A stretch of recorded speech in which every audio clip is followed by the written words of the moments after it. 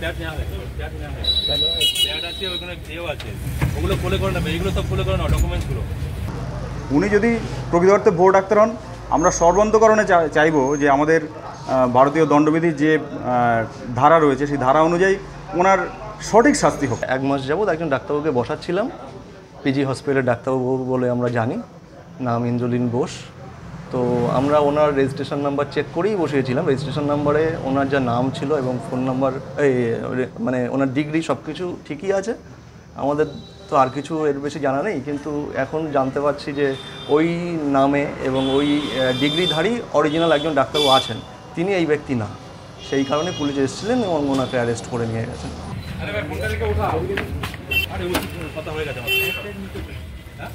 Pad নেওয়া হয়, pad নেওয়া হয়, প্যাড আছে, ওইখানে দেও আছে, ওগুলো কোলে করে নেবে, এইগুলো সব কোলে করে নাও ডকুমেন্টসগুলো। প্যাডটা ছিল কোথায়? প্যাডটা প্যাডটা টেবিলে ছিল, প্যাডটা তো আমি নিলাম। আপনার স্কিল আছে?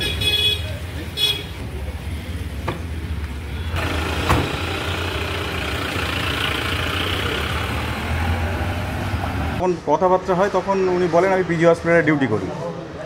তো পিজি হসপিটালে যখন ডিউটি করেন এই অবস্থাতে আমরা রেজিস্ট্রেশন নাম্বার চাইলাম। উনি বললেন বসিরহাটে হ্যাঁ বসতে পারি, সপ্তাহে একদিন যেতে পারি। তখন আমরা বললাম তাহলে রেজিস্ট্রেশন নাম্বার দেবেন। এবার সঙ্গে সঙ্গে রেজিস্ট্রেশন নাম্বারটা আমরা সার্চ করি, যে অ্যাপসগুলো রয়েছে অ্যাপসের মাধ্যমে সার্চ করি। সার্চ করে দেখতে পাই যে ওনার নামের সাথে ডিগ্রির সাথে সব ঠিকঠাক আছে। কিন্তু এখন জানতে পারছি যে একই নামে দ্বিতীয় ব্যক্তি রয়েছে। এবার এটা তো আমাদের দ্বারা সম্ভব না জানা। আমরা যেভাবে উনি বলেছেন সেইভাবে রেজিস্ট্রেশন নাম্বার দেখে আমরা প্যাড তৈরি করেছি এবং পোস্টার তৈরি করেছি, করে পেশেন্টও আমাদের হচ্ছে টুকটাক, এবং পেশেন্টের রেসপন্সও মোটামুটি খারাপ না যে সমস্ত পেশেন্টগুলো আসে। কিন্তু ভেতরে এই ব্যাপারগুলো আমরা কিভাবে জানবো? আমরাই তো একটা মানে পুরো ব্যাপারটা আমাদের মিসম্যাচ মতো মনে হচ্ছে। আমরা বুঝতেই পারলাম না যে এটা কী করে সম্ভব হয়।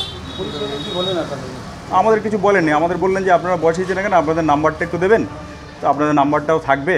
হ্যাঁ, এবার আমি মার্কেটিংটাও করি, হ্যাঁ, তো এই জন্য আমি এখানে আসি। মার্কেটিং করলে তো একটা পেশেন্ট যেখানে থাকে সেখানে মার্কেটিং করে পেশেন্ট আনতে হয়, একটা সিস্টেম।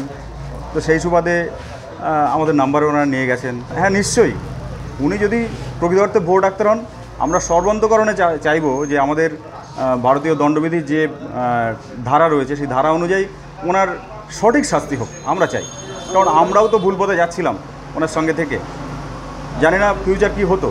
আমরা রেজিস্ট্রেশন দেখছি, এর বাইরে তো আমরা কিছু জানি না যে আর কি দেখতে হয়। এবার বাকিটা প্রশাসন বুঝবে।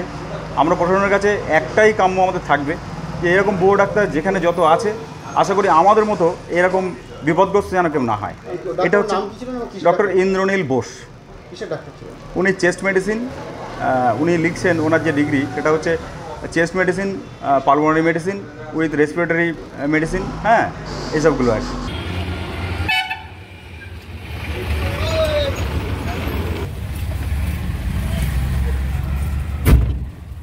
প্যাডটা ছিল কোথায়? প্যাডটা টেবিলে ছিল, প্যাডটা তো আমি নিলাম। আপনার স্কিল আছে?